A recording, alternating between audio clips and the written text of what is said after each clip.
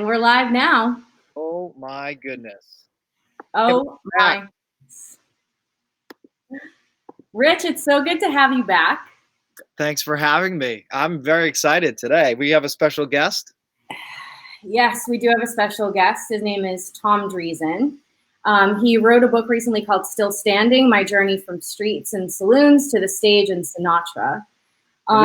We spoke a little bit about that last time, and I was like, wow, that's really cool. And then I read a little bit of what you were showing me, and I was like, that's even cooler than I thought it was. So I can't wait to speak with him today. Yeah, I mean, this guy is incredible. 61 appearances on The Tonight Show, 14 years opening for Frank Sinatra. His first appearance was December 1975 on Johnny Carson's show. I think I have a photo of that from his first appearance. Take a look. Navy vet. He's filled in for David Letterman. He's also a motivational speaker. He was part of a black and white comedy with Tim Reed. He just has, his resume just goes on and on and on. And yesterday I did a quick, what was supposed to be a quick 5-minute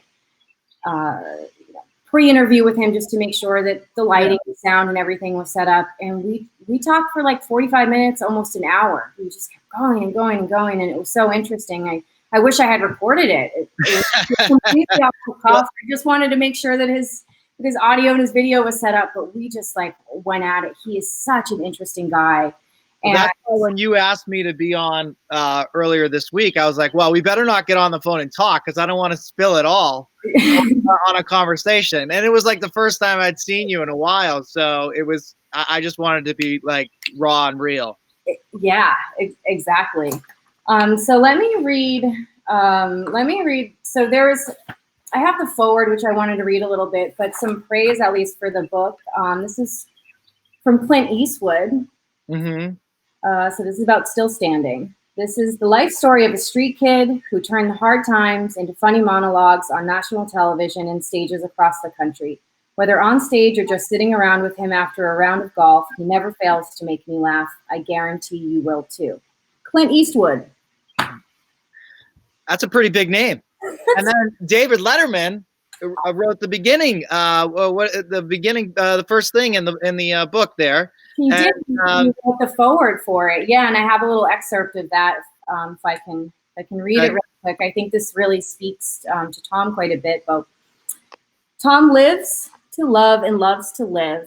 I don't know what that means. But Tom has always been my friend. I stole his car. I set fire to his house. I pissed away his kids' college fund on Keno and prostitutes. Sounds like David Letterman, doesn't it? Yeah, and after he finished the Death Valley 100-mile run, I drank his last Gatorade.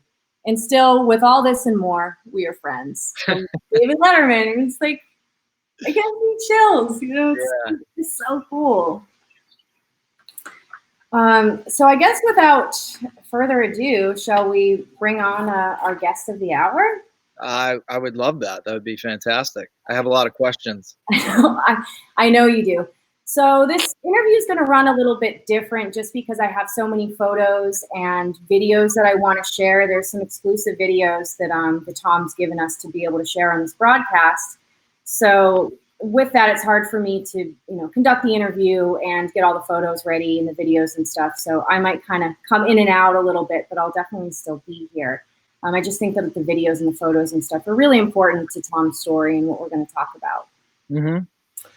All right, let's see. I think that if we go like this.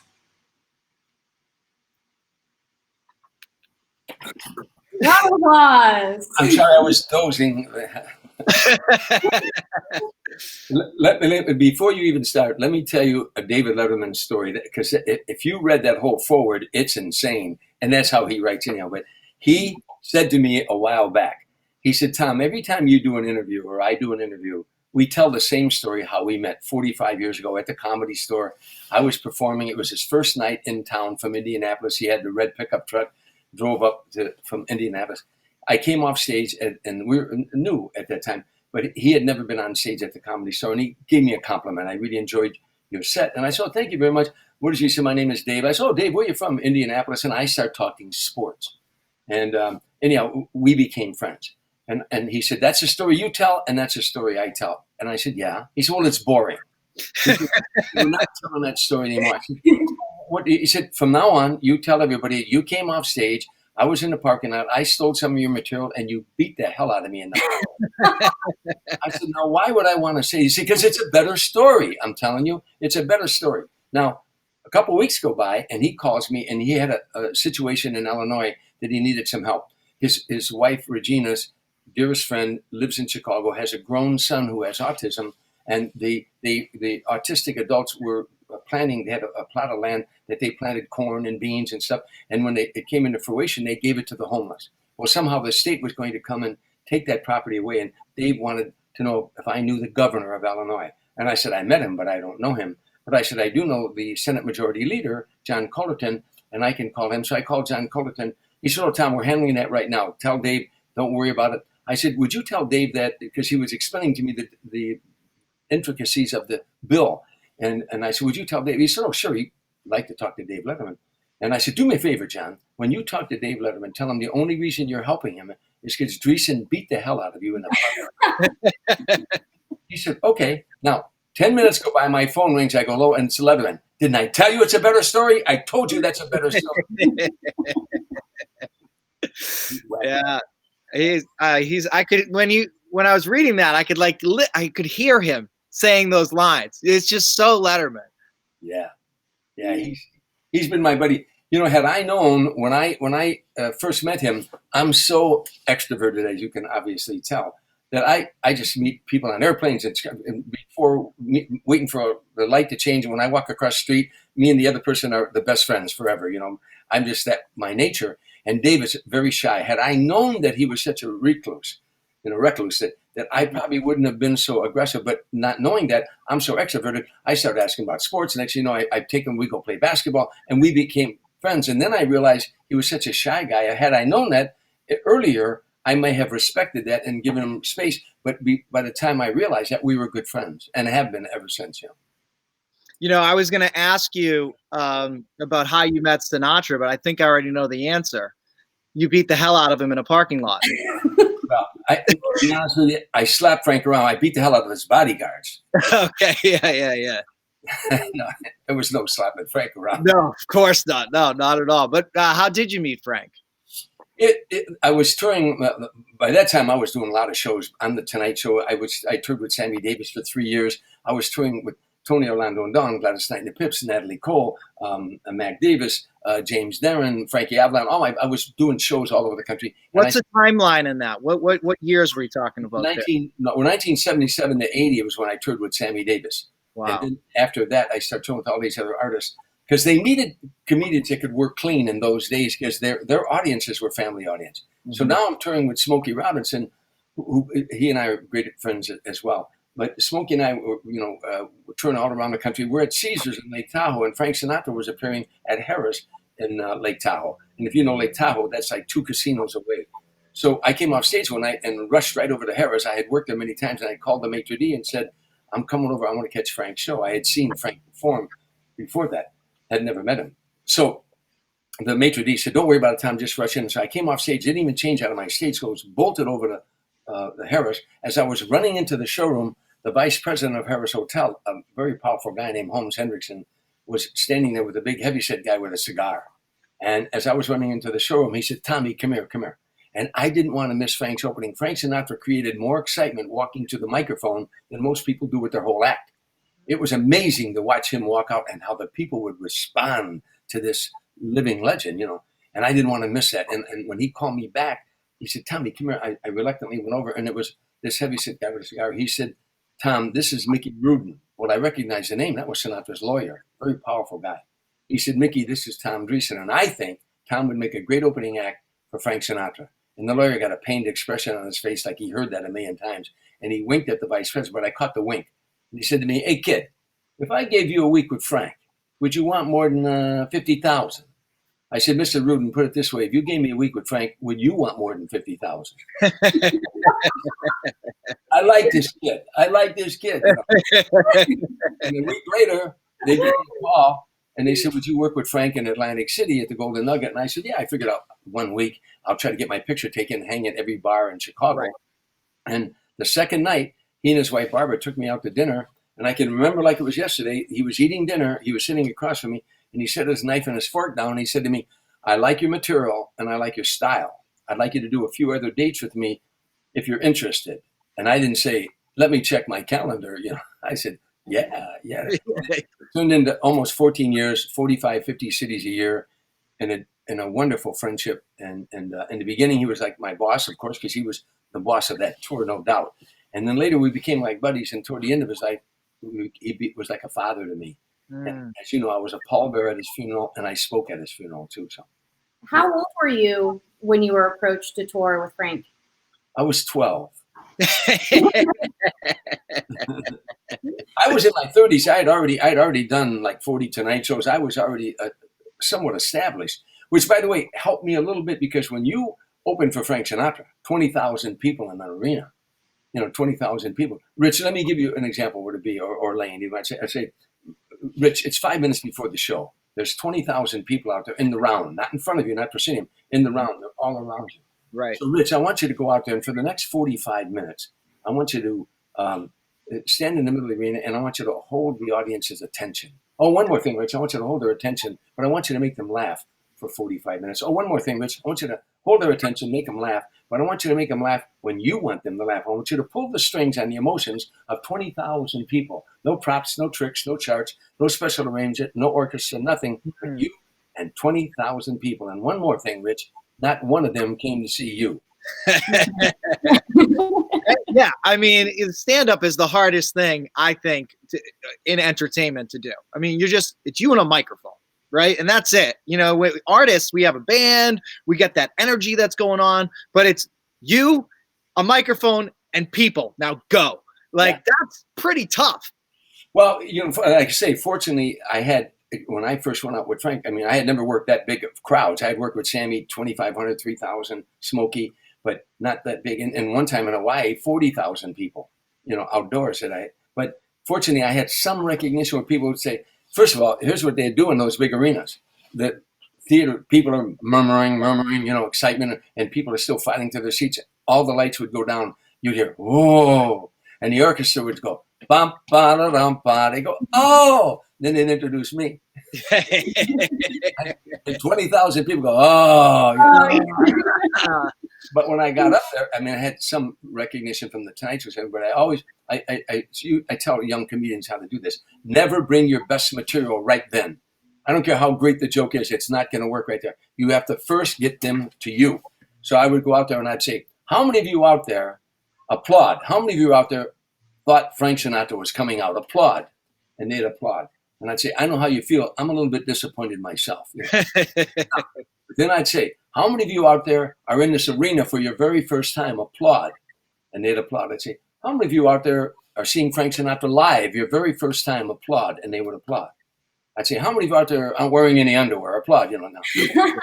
I talk, you react. I talk, you react. I talk, you react. The point was I bring in the focus here. And now when I get them, I didn't say, raise your hand. I said, applaud. I want them, I talk, you react. I talk, you react. I'm bringing them into this aura of mine. And then I could start doing material. And I always do the first couple of jokes about that community. Wherever we were, I would have some material that day. I would ask questions. Sometimes we landed an hour before the gig. This private jet lands, squad cars and limousines rush us. I'd tell Frank, I'm getting in front with the limo driver. Nah, stay here. I said, no, I'd get in front with the limo driver. And I'd say, what's the name of the mayor of this town? Akron, Ohio, or Dayton. Yeah. What's the name of the mayor? Is there any controversy going on? And I would get all this stuff. And then I'd say, what's the smallest town near here? A little hick town, and then I would open with those kind of jokes. I'd have some material that would localize. And then I would go into my What town are we in probably some of the time? What town are we in, first of all? Who's the mayor? What's the small towns around? Because imagine when you're on the road that much, sometimes you forget where you are even. Well, what I would do, like for an example, in Miamisburg, Ohio, when I was an actor in Ohio, I said to the guy, what's the smallest town? He said, Miamisburg. And I said, I said to the audience after I got their attention, I said, I don't know if you heard the noise outside, but the the mayor, and I would name the mayor of that town, promised me that he'd give me a police escort if I'd come here. And the Dayton police were busy, and the Ohio State police were busy. So they sent over the Miamisburg Police Department, the entire police department. One guy on a John Deere tractor, couldn't even afford a siren. They brought a cat and heat. Now, because I mentioned that town, they end up having a day for me in Miamisburg where they had a parade for me. It's a long story. And the chief of police drove me down the main drag of Miamisburg like a year later on a John Deere tractor. That's awesome. That's what I do. I'd localize in the beginning and bring, I feel like, LAYNE, I feel like I'll hijack this interview, so I'm going to just let you jump in because there's so many things I want to know. But I know this is yours. I'll let you have. Tom, do you think that, and I was able to read approximately the first 20 pages of your book. So I learned about you growing up over the bar, which eventually your Uncle Frank ended up buying or owning. And you spent a lot of time there growing up, and Frank was a very funny guy. Do you think that your personality came from the bar banter and the back and forth and watching that quick wit? No doubt about it. Frank Sinatra, one time, a guy from the New York Times said to him, "Why do you have Tom Dreesen touring with you all these years?" And Frank said, "You mean besides the fact that he's funny?" And the guy said, "Yeah, besides that fact." He said, "Well, if I'm a saloon singer, and I am, then Tommy's a saloon comedian. By that I mean we're just a couple of neighborhood guys. And that's who I am. I shine shoes in taverns all my childhood. I set pins in bowling alleys. I caddied. I sold newspapers to feed my brothers and sisters. Harvey, Illinois is a suburb on the south side of Chicago full of steel mills, factory, industry. They made everything from clutch plates to crankshafts. And they were hardworking, blue-collar people and who had this mantra, you only deserve in life what you work for. So that's who I am. No matter where I was, when I was flying in Frank Sinatra's private jet, when I was on The Tonight Show, when I was in Vegas appearing at Caesars and when my name was on the marquee of all these places, if I close my eyes, I see a little boy with a shoe shine box, and it's about 10 degrees, and he's going in the snow from bar to bar, trying to make enough money to feed his brothers and sisters. That's I'm only a heartbeat away from that little boy. And when I was growing up, shining shoes in the bars, my Uncle Frank, my mom was a bartender, and my Uncle Frank told jokes behind the bar. And it fascinated me that with his vernacular, his vocabulary, and his timing, he could cause this sound to come out of people's bodies and fill the air like electricity and unite everybody in the room. It just fascinated me. He was a great joke teller. And so I would tell some of his jokes, many that should not be told on the Catholic school playground. But I emulated him, Tom, do you think that, speaking of jokes back then, so it's almost like it's gone full circle. So back then you had to be very clean. I was reading in the first few pages of your books, you were saying that there was no swearing, you couldn't be vulgar or anything like that, back then. And then I feel like it's gotten to this point where it's become just really raunchy, kind of disgusting joke telling, lots of, curse words and swearing, or people think that they need to, be really tough in order to be able to tell a joke and have a good reaction. But now it's kind of going back to the other way, where now it's like people are just so sensitive. Like, are you having to find that you're having to refine your stand-up and your acts based on, our generation? Well, yeah, the difference is the politically correct police today now are destroying comedy, because there were a lot of comics that we call it working blue. When you say, "Oh, he's a blue comedian," meant that he can use whatever curse words he wants or she wants. They call that working blue. There's a lot of comedians when I start work blue, but we're in show business. That's two words: show and business. And when I started out, everywhere you went in America, people say, "What do you do for a living?" You say, "I'm a stand-up comedian." The next question out of their mouth was, "Oh yeah, you ever been on Johnny Carson?" And if you hadn't been on Johnny Carson in the eyes of America, you weren't a comedian. You might want to be one, you might going to be one, but you weren't one now until you went on the Johnny Carson show. And they didn't call it the Tonight Show; they called it the Johnny Carson show. So, as a businessman, you're saying, well, how do I get on the Johnny Carson show? You had to work clean. You had to write material that could make grandma and grandpa, mom and dad, and the kids laugh. It was a business. I can do a stag roast with the best of them. I'm a street kid. I don't have a degree from academia. I got a doctorate from the streets. I grew up on the streets. I spent 4 years in the military. There isn't a dirty joke I haven't heard or haven't told, probably. But it was a business decision. You know, I'm not a prude. Like I say, I'm a street guy. It was a business decision. After years go by, I'm doing Dinah Shore, Merv Griffin, Mike Douglas, Johnny Carson, Midnight Special, Rock Concert, Soul Train. I'm the only white comedian ever to be on Soul Train. I did an album in front of an all-black audience. You know, I mean, that's another story. But my point is, from working clean, you know, now today when cable television came along, all of a sudden you could be as raunchy as you want. Mm-hmm. You know? And again, the problem with the F word, it's a noun, it's a pronoun, it's a adjective, it's an adverb. So whenever you can't think of anything creative, you go there. You know, I'll tell you a quick funny story. I'm at the Laugh Factory in Hollywood trying out new material a while back, and two young comedians. I was upstairs going over my notes, getting ready to go on, and two young comedians around the corner were talking about me. And one of them said, and they didn't know I was there.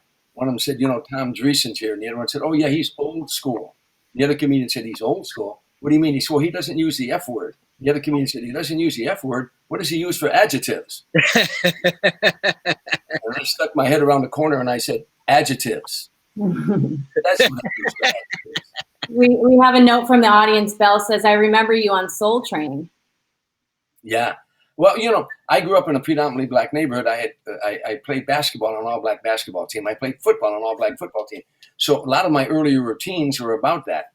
In fact, I think I sent you a picture of the album That White Boy Is Crazy.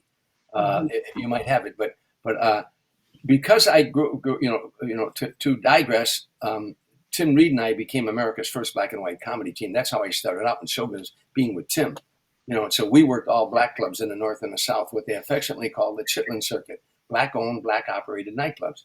And, you know, the Sugar Shack in Boston, the 20 Grand in Detroit, the High Chaparral in Chicago, the Burning Spear, the Club Harlem in Atlantic City before they had gambling. So we worked all black clubs. But I did too as a single comedian, you know. And everywhere I went, when I first started doing the Tonight Show and I started talking about growing up in a black neighborhood, playing basketball on an all-black basketball team, etc., white people would come up to me and say, do black people laugh at your material? Do black people laugh at your material? I got so tired of hearing that, I went and did an album in front of an all-black audience, and every time somebody would ask me, I'd pull out a CD and say, give me $12.99, and you can find out for yourself, you know. How did you and Tim meet? Tim Reed.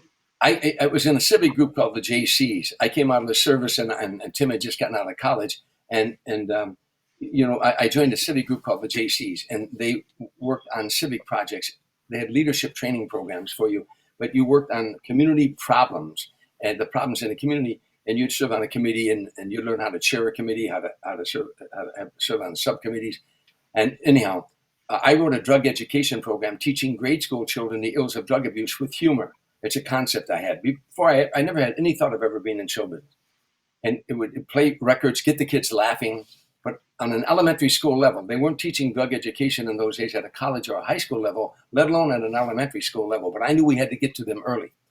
And I'm going to digress a minute. At that time, I was wandering aimlessly. I was going from job to job. And I would be in a bar at 2 o'clock in the morning, my buddies drinking beer and saying, I don't belong in here, but I don't know where I belong. And I would pray. I would honestly pray, say, God, what is it I'm supposed to be doing? This can't be it. Now, I write this drug education program. The first night, Tim Reed graduated from Norfolk State College. E.I. DuPont recruited him into Chicago as a marketing representative. He joins the JCs that night. It's his first meeting there. I'm proposing this program to run as a JC project. He comes up to me after. He said, I'd like to work with you on that project. I said, gee, I'm sorry. I already got a guy, a friend of mine, a white guy named John DeBoer. Next morning, John DeBoer calls me and says, I can't do that. I got a new job, Tom. I said, gee, what was that black guy's name? Oh, yeah, Tim Reed. Fate, prayers answered. We go into that classroom. He worked with me. The moment we walked in that classroom, I knew, oh, my God, the way the students reacted to us, because the students were integrated, black and white kids, and we would make them laugh playing off of one another. This went on. The program became #1 in 50 states and in 22 foreign countries to the JC's publications as the #1 way to teach drug education at an elementary school level. One day, a little girl walking out of the classroom said, you guys are funny. You ought to become a comedy team. And the thought of a black-white comedy team intrigued us because no one had ever done that before. And we and there were no comedy clubs in those days. And so, by the way, the Vietnam War was raging. Students were protesting all over America. African Americans were rioting in every major city, race riots everywhere. In the middle of all that, we were trying to make America laugh. We did 11 prisons in 1 year. We would go anywhere where there was racial tension. We didn't preach. We just did our show. you know, and I'll close with this. Tim and I always talk about this. No matter what happens in my life, the rest of my life, that this happened to Tim and I more than you'll ever know. That after the show, a young white kid or a young black kid would come up to us and say, you know what, the white kid would say, I have a black friend that I'd like to reach out to, but if I do, the white guy's going to give me a bad time. But after watching you and Tim up there having fun, I'm going to reach out to my black friend. A black guy would come up and say, you know, I got a white friend and I like the guy, man, but if I reach out to him, the brothers are going to wear me out. But watching you and Tim, I'm going to reach out to my friend. That you don't, I mean, this sounds like humble BS, but I don't care about any award any show was going to hand me. That meant more to Tim and I than anything that we ever accomplished later on. You know, it's that connection to the community. And like it was during the Vietnam War, and there's all this turmoil going on around the world, and comedy is a way to bring everyone together. And so right now we're dealing with COVID, and it's like we can't bring anybody together. And so how are you viewing stand up during COVID? Like what's your angle? Because right now I'm doing this thing called Come to My Window, where I go and I sing Frank Sinatra music to people through their windows. I actually did like a 80th birthday party just a few weeks ago. She listened to the Frank Sinatra music through the window. So I'm going to them. But like stand up, you kind of need a group of people together. So where do you see it going right now? It's absolutely essential. Look, if you dissect comedy, it gets boring. But the best situation for any comedian is walking out there, and if it's a low ceiling, because laughter is sound, it hits a ceiling and it comes at you, you know, and people together. Because you as the performer, there's an energy coming from you, singer, juggler, comedian, whatever. This energy goes out to them, to all of them, and back to you, out to them and back to you, out to them, and like an electrical current. If you put 5 people over here and 6 over there and 8 up there, you just took a scissors and cut off that current that we're trying to get. Mm-hmm. And also, I can teach you a lot of things about stand-up comedy. And I give lectures at UCLA, USC, Cal State Northridge. I talk to comedians. I give motivation speeches to comedians a lot. But I can teach you a lot of things. I can't teach you timing. You either have it or you don't. And the best way I can describe timing is, let's just say there's a pond of water here. And I take a rock and I throw the rock up high in the air, and the rock goes all the way up in the air, and it comes down slowly, and it hits that pond and ripples across the stream. That's laughter. When that rock is on its way up, when laughter's on its way up, you don't move on that next line. As a comedy team, you better learn that, because you'll step on your partner's laugh or step on your own laugh. You know, so you never move when that laugh is going up, but when it's slowly coming down, some nights when the rock is here, I move on the next line. Some nights it's here. Some nights it's down here. Some nights I let it hit the pond and ripple all the way across. I can't tell you what I'm going to do when I go out there. My brain reads the audience. If I did a 20-minute or 25-minute set tomorrow night at the Laugh Factory and did that same 25-minute set in front of Frank Sinatra, in front of 20,000 people, that same material takes on a totally different dynamic because of the laughter. Right. We work. So when I think comedy is in a terrible place, stand-up comedy, because people are OCD now. They're not going to want to. I don't care if they open up tomorrow and everybody gets a vaccine and we're all cured from the COVID-19. People are not in a hurry to sit in crowds with strangers again. So it's going to be a long time coming back. What I did a while back, 2 weeks ago, and I'm going to do it again June 19th, the night before Father's Day. I did 90 minutes of what I'm doing right now, telling stories, but I answered questions. I got them right here. People wrote in questions, and I would answer their questions with funny stories and poignant stories, you know. So I'm entertaining storytelling, you know. Yeah. There is something different, though. I'm actually doing a Zoom song thing for a baby shower on Saturday, but it just doesn't, that feeling, that connection it's not the same as being in front of people and getting them to give it back to you. You know, it's. Well, I tell you, when I did this Zoom thing 3 weeks ago, I almost canceled, because I'm talking to you guys now. That animates me. When I'm talking to people, that animates me. You know, that's what I'm a performer. But I had to perform to a blank screen, even though I knew there were hundreds of people out there. And I in the middle of the first rehearsal, I said, I can't do this, folks. And everybody said, no. I said, I can't. I'm used to it. People turn me on to tell these stories. So but I was supposed to do 90 minutes. I did 2 hours. Surprise. Yeah, I'm not shocked at all. Yeah, and I got all these great reviews, but one of the reviewers, a buddy of mine who wrote for Jay Leno, his name is Jan Romeo. He wrote for Jay Leno for 25 years. He had the funniest review. He said something, but he said, I've always said that give Tom Dreesen one person and he can tell stories for hours. You just proved me wrong. I just found out you don't even need a person.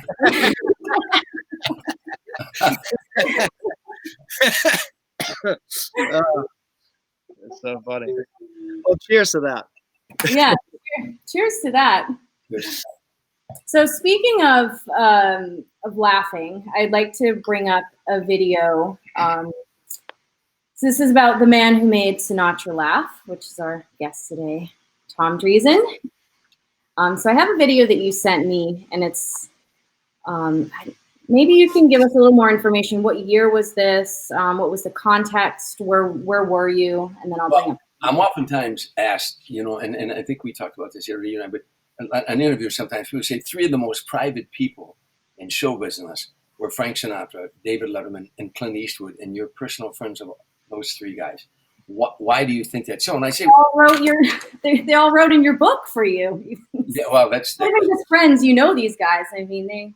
Well, but my point is that I always say, well, first of all, I can keep a secret, and the second of all is that I made them laugh. I always like to make them laugh, and to see Clint, I can make him laugh. Sometimes he loses his breath, and Frank, I always made Frank laugh, and Frank wasn't easy to make laugh, but one of the times I made him laugh the hardest, he was receiving an award, the Will Rogers Award, and for those young people who do not know, Will Rogers was a famous comedian for years and years, and a brilliant comedian, wrote brilliant material. And he was killed in a plane crash.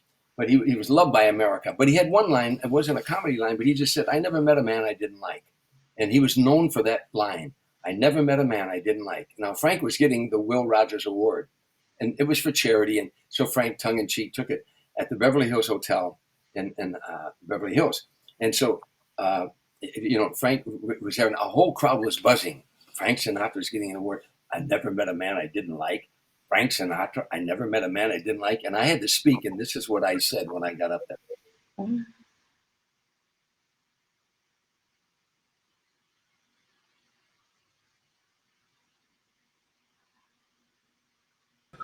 Frank Sinatra punched every man Will Rogers ever liked.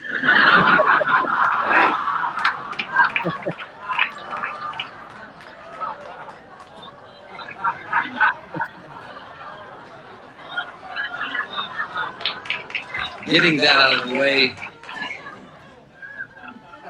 I have been the opening act for Frank Sinatra for the last 6 years. Frank Sinatra. I think that's timing right there, Layney. It's so funny you had to repeat it. Yeah. But I love making him laugh. He his nickname, of course, was Old Blue Eyes, but you never saw bluer eyes than what he had. His eyes were crystal blue, and they're almost hypnotizing. Sometimes you'd be sitting next to him and you go, wow, because, but when he laughed, those eyes would sparkle. I just love making him laugh, and he made me laugh too. I talk about it in my one-man show. One time Julie Rizzo, his bodyguard, had a glass eye, and of course, Sammy Davis Jr. had a glass eye, had one eye. So one Christmas, Frank bought a set of binoculars, sawed them in half, and sent one to Julie and one to Sammy. Julie Rizzo, he had the bar in Chicago, is that right? Yeah, he had originally on West 48th Street in New York. It was famous. That's where all the cops and the robbers hang out, And I got a story in my book that I, still standing, that I can't repeat here. It's too long, but it's a story where in that bar, Frank Sinatra actually saved Johnny Carson's life from a mob hit. Johnny Carson would have gotten killed had it not been for Frank Sinatra interfering. And it's in the book, but it's too long to tell here. But it's a great teaser to read the book. Oh, wow. It's a story Julie Rizzo told me, and it's a story Frank Sinatra told me 3 weeks different, verbatim. And another person tried to take credit for that, but it was really Frank Sinatra who saved his life. Well, Frank Sinatra would always drop Jilly Rizzo's name in a lot of his songs when he was singing live. You'd hear him say Jilly Rizzo, that we're going to Jilly's and maybe Cashores or something like that. He would say, I don't know what is that line, something like that. Yours, yeah. Yeah. Well, Jilly was an interesting character. He loved Frank Sinatra. In your lifetime, and I had a guy like that. He's dead now, but a guy that I grew up with.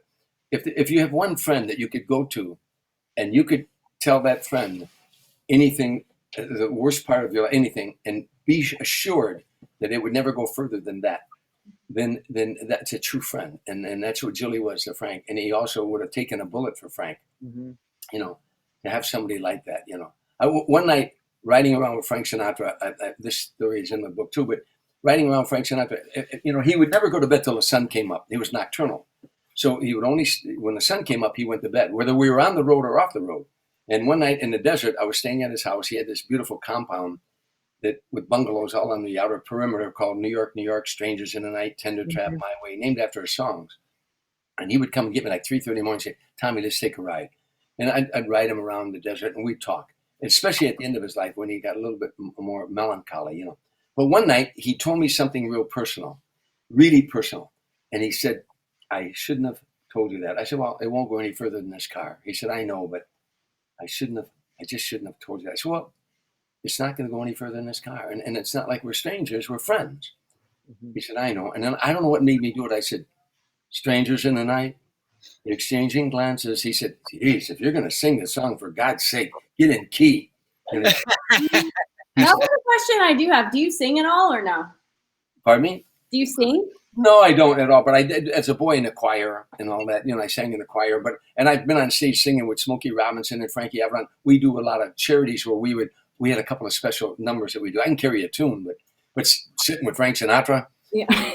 You know, he said, if you get in key. So he said, going, strangers in the night. I said, exchanging glances. You go wandering in the night. And we were doing the song. We pull into the compound. And the sun's coming up. He's going to bed. He goes, good night, Tommy. And I went back to my bungalow, and I'm thinking, if I went back to the old neighborhood and I told those guys in the bar that I was riding around with Frank singing Stranger Night, they'd say, get the hell out of here with that. You know. But it happened, and it's a night that I'll never forget. That's awesome. I'd be in my dressing room before the show sometimes. You know, you're getting ready to do the show, and it's about 5 minutes. They're going, 5 minutes, Mr. Dreesen. I'd be in the dressing room, and I'd be singing, you know, like, you know, you will be my music, you will be my song. And the door would open, and Frank would stick his head in the door, and he wouldn't say a word. He'd just go. You're singing next door to me. You just give me that look. Okay, yeah.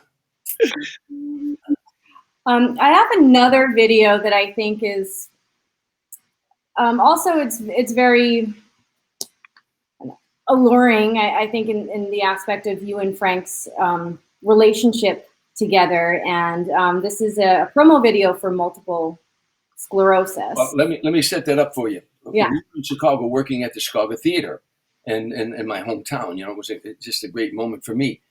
Have my name on a marquee in my hometown with Frank Sinatra. And we went to dinner that night at a place called Gibson Steakhouse, and a woman walked up and she said, you know, I ran the marathon with you last year for multiple sclerosis. And Frank said to me, what's she talking about when she went away? I said, oh, I run 26 miles every year for my sister, Darlene. She has multiple sclerosis. Darlene's since passed now, but and I said that every year people pledge money for every mile I run. And every year I run 26 miles. And I said, and celebrities run with me. I bring in celebrities from all over, you know, and celebrities run part of the way, maybe a mile or two. Smokey Robinson, Joanne, who ran all 26 miles with me. And I said to Frank, hey, Frank, maybe you should come and run with me. He said, nah, I ride a stationary bike. That's as much as I do. And then he starts sketching on a napkin. He said, let's do this while we're in town. He arranged we had a camera crew and a PSA with, you know, public service announcement. And he did this for my upcoming charity, that Layne's about to show you. By the way, I'm excited because I've watched a lot of Frank Sinatra. I study Frank Sinatra. I try to find how he speaks, how he sings. I try to just get into everything. I'm very excited. I know I've never seen this before. No, you haven't. This is pretty different.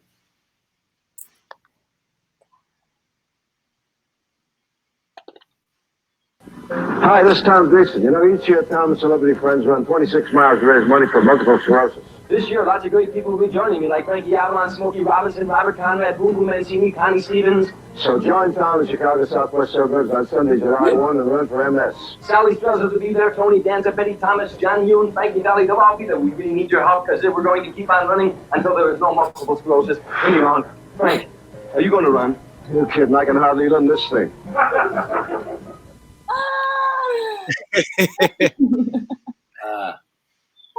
I hear him say Tony Danza in that. Yeah. Because wasn't he on Who's the Boss? Yeah. Oh, yeah. He was in a lot of shows. You know, so Tony and I go way back. You know, but here's my point. This man, this wonderful, wonderful living legend icon, that he would do that for me, that he would do that for for my sister, and that was his idea. I mean, I can't tell you. And I tried to tell you a great lesson. He taught me so many lessons in life. Afterward, I couldn't stop thanking him. I said, I can't tell him. He said, Tommy, stop it. I said, no. He said, Tom, we do these things for strangers all the time. Why wouldn't we do them for friends? And I said, I know. But as busy as you are, I just didn't want to impose. And he grabbed my arm. He said, friends are never an imposition. Friends, if you're my friend, you can't possibly impose upon me. And he was that kind of a friend, you know. I think that's such a great lesson to learn because I'm the same way, especially with friends. I would almost rather ask a stranger or pay somebody to help me out with something than impose on a friend who I know is really busy, that I, don't have anything to give, but friendship and a laugh and a giggle or, whatever, or doing a project or something together. And I think that that's a really good way to look at it, that we've lost that sense. Like even growing up, Rich is working on building his house right now. And growing up, it was like my aunts and uncles would always come over if we needed to paint a house or, build the addition on the house or whatever it was. It was always a family thing. And maybe it's a little different because moving from Boston to San Diego, there isn't physical family, but I've chosen the family that I have here now, and I'm very thankful for that. But you're right. I think we should reach out to our friends more than we do for things that we think would be imposing. Well, I'm a neighborhood guy, and Frank was a neighborhood guy, and you grew up in a neighborhood. When I came out here to California, they don't have neighborhoods like we had. Like neighborhoods. It just, you could live in California for 25 years and not know the person that lives next door to you. Yeah. Can you imagine that back in the Midwest or back east? The whole time, everybody knew everybody. And if somebody got sick, when I was a kid, people would come and they'd try to help. I want to tell you a wonderful story. I had 8 brothers and sisters. As I told you, we lived in a shack. 5 of us slept in one bed. We had no bathtub, no shower, no hot water. A rat-infested, roach-infested shack. And I'm not making this up. Both my parents were alcoholic. And every Christmas, every Thanksgiving, the Moose, the Kiwanis, the Elks, the B'nai B'rith would bring baskets of fruit, turkey, ham, cheese, bananas, peaches, tangerines, stuff my brothers and sisters I had never seen. They would bring these baskets. There was no welfare in those days. And my mother, my proud Irish mother, would turn them away. She'd say, no, my husband has a job. We don't deserve that. And us kids were trying to get around the door to get at those baskets. But she was right. She was right. He had a job and he should have been taking care of us, and so that it's people helping people. That's what America's all about. If you get out of Americans' ways, they won't let people in their neighborhood starve. They won't let that happen. Churches, people, that's what we're all about. Mm-hmm. I've always been, the welfare thing was supposed to help temporarily till you got on your feet, not 6 generations. Right. So, the war on poverty, well-intentioned, in my opinion, well-intentioned, but misinformed. In those days, he said, you're going to have a baby. If you have a baby out of wedlock, we'll pay $250 a month. If you have 2 babies, you pay $500 a month. By the way, if 3 babies from 3 different men, it's $750 a month. And by the way, if one of those guys who impregnates you lives with you, there goes they cohabitate. I'm sorry. So what was the incentive there? Yeah. When I grew up in Harvey, Illinois, 4% of the children were being born without a father in the home. Today, 75% are born without a father in the home. My charity in Chicago is the Illinois Fatherhood Initiative. I know what I speak of. The downfall of 3 out of every 10 white children in America don't have a father in the home. Almost 5 out of every 10 Hispanic do not have a father in the home, and 7 out of every 10 African American, no father in the home. If you want to destroy America, don't worry about the enemy without. They won't defeat us. We got the strongest military that's ever existed. we'll destroy ourselves from within, and breaking down the family structure. That from a comedian. Wow. So is that what brought you to join the service? So you're in the Navy. And did any of the impact on having, as part of the few pages in the book that I read, you said that, growing up in the bar downstairs, when the men started coming home, they filled all of the bars and the restaurants that you were around. Did that have an impact on you wanting to join the service when you grew up, or was it just out of monetary? Yeah, incredible. Harvey, Illinois probably sent more men into the military, men and women in the military, than any other town of its size in the world. We have like 22 boys on the Vietnam Wall, from my high school, kids I knew, When I was growing up, I remember, every bar was filled with World War II veterans. And they were every bar. We had 36 taverns in Harvey, and I shined their shoes. And they never talked about the war. They never talked about what they did, but everybody knew what they did. We was such a pride. And then Korea, and then of course in Vietnam. But when I was 16 years old, I dropped out of high school because I had holes in my shoes. I had raggedy clothes. I was embarrassed the way I was going to school, and I set pins in bowling alleys. I began to run with a tough crowd and got in a lot of street fights. Nothing I'm proud of, but I was honest in the book. And I had my nose broke twice in my life, and but that's another story. Anyhow, so when I went in the Navy, I was 17 the day I turned 17. It's the first time I had 3 squares a day, 3 meals a day. I had my own bed, my own, I'd shower. I could let as much hot water flow on me as I wanted. I can't, to this day, if I walk into my closet and I got more than one pair of shoes, and I do, or I can stay in the shower as long as I want and let hot water flow on me, I feel like there's a sense of well-being comes over me I can't describe, from that childhood, That's a nice picture upside down, but. Is it upside down? That's not. Yeah. It looks right side up on my end. Yeah. Is it? Okay, well, anyhow, I received the Ellis Island Medal of Honor Award. That was kind of a wonderful moment for me, going to Ellis Island and for doing a lot of humanitarian stuff. But there's a story in the book of why that meant that to me. I dedicated it to Frank Polizzi, and there's a real touching story in the book as to why I dedicated it to Frank Polizzi, on his deathbed, that I promised him I would receive an award one day, and I would accept it in his name. Oh. He came over on Ellis Island, but there's even another story in there that's a backstory to that. But anyhow, I'm saying the military, when I was in the service, for the first time in my life, I'm 17 years old. They shaved all of our heads, and I looked like everybody else, and we all wore the same clothes. There was no class there. Mm-hmm. All of a sudden we were all equal. And I got a high school diploma from the Navy. I went to junior college nights. I served in the Marine Corps unit 9 months called NEGDF, Naval Emergency Ground Defense Force. I went aboard the USS Tarawa aircraft carrier, and I was discharged from the USS Essex. But that really changed my life a great deal. First of all, where I grew up on the streets, I never saw intellectual combat. People argued, if they argued about the Cubs and the White Sox, they'd say, step outside. Everybody went outside to fight. When I was a bartender, when I came out of the service, I'd serve 2 beers and break up a fight. Serve 2 beers and break up a fight. Everybody fought. When I got in the service, I would see guys do intellectual combat. I had never seen that before. There was a redneck from North Carolina, and there was a black guy from Detroit, and a Jewish kid from New York, and an Italian guy from Chicago. And they would get in heated debates, and I'd think, they're going to start throwing down now. And they at the end of the debate, one of them might say, I never thought about that. That's interesting. I had never seen intellectual combat before. Mm-hmm. It fascinated me, So the service changed my life. Do you think it helped your comedic career, the structure of it, possibly? Well, what happened was I never thought about ever being a comedian, but I was always the funniest guy. Every time the guys would, a friend of mine once said about me, and it's kind of funny, but he said something happened in the bar when I was a bartender that night. And a guy came running in, and he asked another friend of mine named Jimmy. He said, Jimmy, what happened last night? And Jimmy started to explain. He said, let Tommy tell you. He's going to tell it a lot funnier than it really was. So aboard ship, I was the joke teller. I always liked making people laugh. That was just a fun thing for me to do. And so later, it seemed like that's where when I went into show business by accident.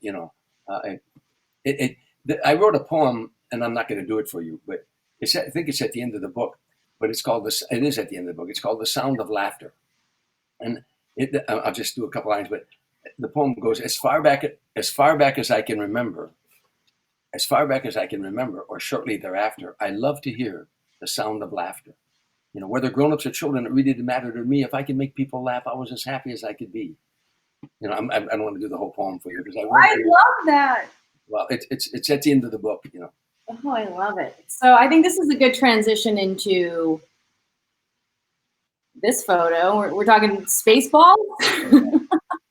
Here's a part I played in the movie, and this is so much fun.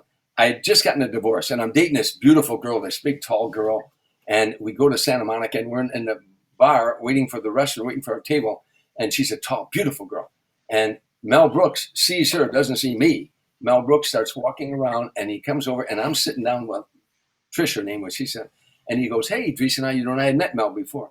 I said, "Oh, hey, Mel, this is my girlfriend Trish. It was our first date." And he said, "Oh, nice to meet you." And then he said, "Hey, Dreesen, what are you doing Monday?" I said, "What do you want me to do Monday?" He said, "I'm doing a film." And I said, "I'll do it." He said, "Wait a minute, let me explain." I said, "You don't have to explain." You know, Mel Brooks. Yeah. He said, "It's a small part. There's only a couple lines." I said, "I don't care." So the Spaceballs in this movie where the lead comes in and I'm a guard on the spaceship.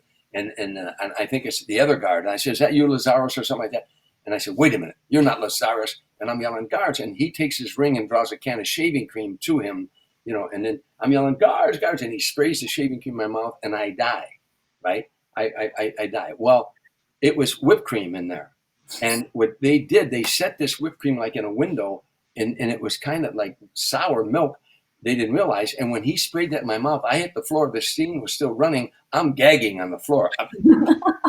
And when they went cut, Mel, I bolted into the bathroom. I had my head in the toilet. And Mel says, he thought I was nervous about the scene. He said, "Dreesen, what's wrong?" I said, "Mel, what the F was in that can?" Yeah. He went like this. He went, "Whoo." It was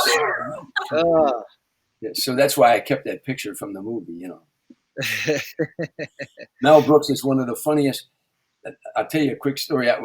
You remember the thing, the producers, it was on Broadway first. Yep. And Larry Gelbart told me the story. Larry Gelbart, who wrote Tootsie and wrote MASH, he said he was in the lobby with Mel, an intermission of the producers. And Mel was standing in the lobby and a guy walked up to him and he said, "I don't like what you're doing. I don't like this play at all. You're glorifying Adolf Hitler. And I'm a World War II veteran. I don't like, you understand that? I'm a World War II veteran." And Mel said, "I was in World War II. I never saw you."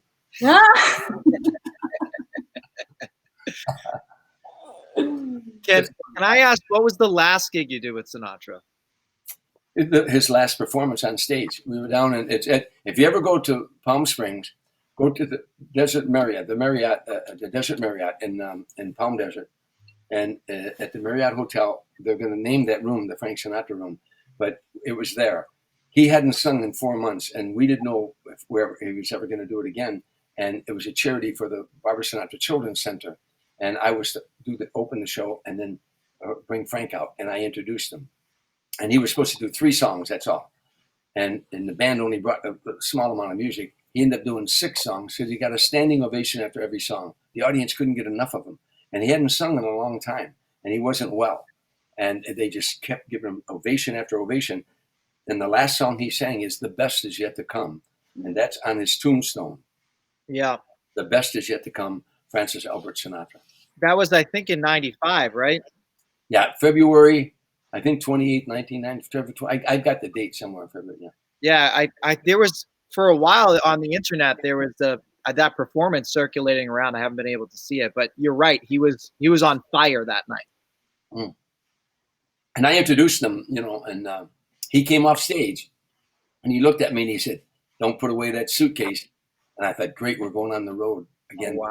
We never went on the road again. And you know, I went to his house. I would visit him all the time, and we'd watch. He liked boxing, and he knew I boxed when I was in the Navy. So we talked about, his father was a fighter. His father was named Marty O'Brien. His father's name was Sinatra, but he fought under the name of Marty O'Brien because in those days there was so much prejudice against Italians. They had Irish names, you know. But anyhow, you know, I would go visit him and never brought up the fact that we didn't know whether he knew that he was never going to sing again. And so we never talked about it. And one night I was there visiting him, and my ex-wife was in town, and they wanted the kids wanted us to come and be together. I said, I got to go, Frank. He said, where are you going, Tommy? I said, the family's in, my ex-wife is in town, and the kids want us to come over. He said, oh, give them all my love. Will you give my best? I said, yeah, I will. And he said to me, I love you, Tommy. And he never, ever said that to me. He would sock me on the jaw. He'd say, love you, pal. He'd always sock me. Hey, love you, pal. The way he said, hey, love you, pal. But this night, he was sitting down. He had like a shawl on him. He wasn't well. He said, I love you, Tommy. And I was stunned because he never said that. And I started stammering. I said, well, yeah. I love you too, Frank. I said, hey, get well. And I could have bit my tongue when I said it. I said, get well. We'll go back on the road again. And the moment I said that, I wish I wouldn't have said it. I said, we'll go back on the road again. And he put his hand on my face. He said, you're going to have to go on the road by yourself from now on. No. That's when I knew that he knew he was never going to sing again. Oh. And it really got to me. And I walked to the door, and Barbara followed, Barbara Sinatra came to the door. She said, are you all right? Because I had tears in my eyes. Are you all right? I said, yeah, I'm fine. I said, that just really got to me. And she said, come and visit him, Tommy. He likes it when you come over. I got in the car and I'm driving home, and I'm thinking, Frank Sinatra is never going to sing again. That's the saddest show business news I've ever heard. Yeah. And a while later, we got a call that he died. Barbara said, would you, he's gone, Tommy. And I went over to the house, and she asked me to be a pallbearer, Yeah. I mean, his career was just so amazing. I mean, it spanned, it really was 3 different phases of it. If you think about it, there was, it was the Bobby Soxer era. And then what I loved the best was probably that Quincy Jones collaboration, Count Basie collaboration. That was just really nice. And then he still came out. He had hits in the late 70s and 80s with New York, and Strangers in the Night. Some of his really good stuff was towards the end as well. I mean, his career spanned, and it was remarkable. He's the only male artist to ever record in 7 decades. Do you know who the only female artist was to ever record in 7 decades? Barbra Streisand. No. That's a good guess. She's not that old. Yeah, it was still a good guess, I guess. Ella Fitzgerald. I don't know. Ella Fitzgerald. Oh, okay, all right. Okay. Frank recorded in the 30s, the 40s, the 50s, the 60s, the 70s, the 80s, and the 90s. In the 90s, the largest selling album of all was the duets album. So he recorded in 7 decades. That's right. His duets were huge. Yeah. I think he did 2 albums of duets, right? Yeah, he did. Yeah. Yeah, he was an interesting. Think about this guy. Forget about the greatest pop singer of all time. Went to the studios 1,431 times. He recorded over 100 albums. He recorded 1,200 original songs. Mm-hmm. Original songs. Yep. Just for him. When you say, what a brilliant singer, forget about that he's a great pop singer. How about his acting? He won the Academy Award. I'm sitting with him one night with Gregory Peck, Kirk Douglas, Clint Eastwood, Robert Wagner, and they're talking film. And I was fascinated by how much reverence they were showing to Frank. These studied learned actors. And I just was curious. And I said, Frank, did you study? I want to know who you studied with. Everybody names Stella Adler or whoever. I said, did you study acting? And Gregory Peck grabbed my arm and said, acting lessons would have ruined him. He was a diamond in the rough you didn't fool with. He had a memory from what I used to read of him. He had like accurate. Like he would do pretty much. He would learn something super quick and do like 1 or 2 takes of it, and that was the most you were going to get out of him. You're going to get 1 take out of him, but if you gave Frank Sinatra a song, to him it was a script. What did the writer feel the night the writer took pen in hand? Frank would immerse himself in that lyric and become that lonely guy in the bar who's lost his love and he's never going to find love again. And you felt that. You felt that. There's a song called "If You Go Away."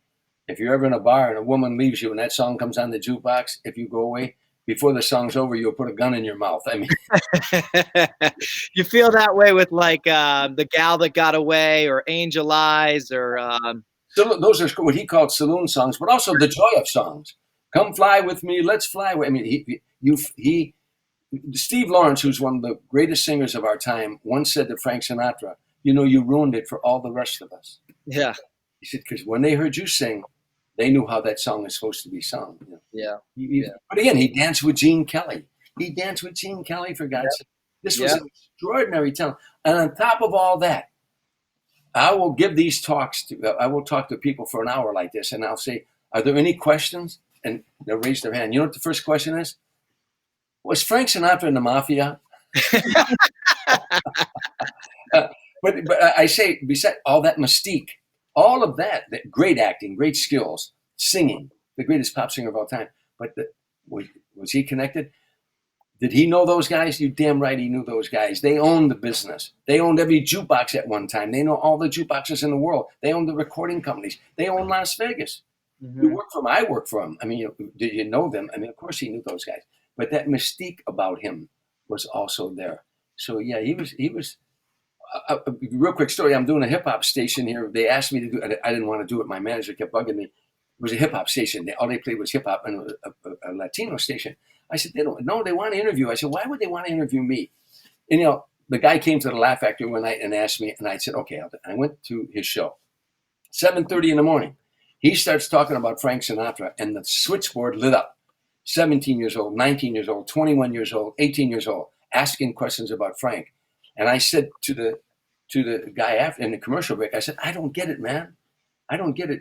Hip hop music is so far from what Frank Sinatra was about. He goes, oh man, he was an effing outlaw. Yeah. The kids talking about that. I see it at my shows. I was doing 2 shows a night in Boston, and there were kids in their 20s, 30s. It spans the generations. This music, there is something about Frank that's different than all those other singers. You're 100% right. Yeah, he was cool before cool was cool. He was. Again, and I think that speaks a lot to you as well, Tom. That you are the company that you keep, and especially the company that you keep for over 14 years on the road with somebody. And unfortunately, that's all the time we have for this afternoon. But my battery was going to run out on my computer. I was going to have to walk off the. We haven't.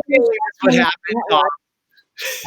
But this has just been such an incredible conversation, and I don't know, I'd love to have you on again. There's so many things that we can talk about, and there are so many people that are interested and have questions and want to have discussions with you. So if your phone number now, so watch out. If you ever come to Boston, there's a great room, low ceilings. It's an old supper club. It's called Capo. We'd love to have you at Capo. That's where I do my Sinatra Sunday every Sunday.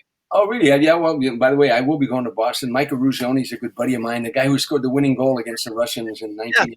Yes. He's a real good buddy of mine, and he's always asking me to come there, and I think I will. But, if you like this, on June 19th, I believe, you can find it on my website, tomdreesen.com, or The Man Who Made Sinatra Laugh. We'll be posting it soon. I'm going to be doing just what I'm doing with you. I'm going to be answering people's questions that they send in to me and telling these kind of stories. But also the book. You can go to Amazon, and the book it's full of great stories and stories that some things I'm not proud of, that I got in some trouble and some problems, but I every time I got knocked down in life, I kept getting back up, and that's what the book is about. Still standing.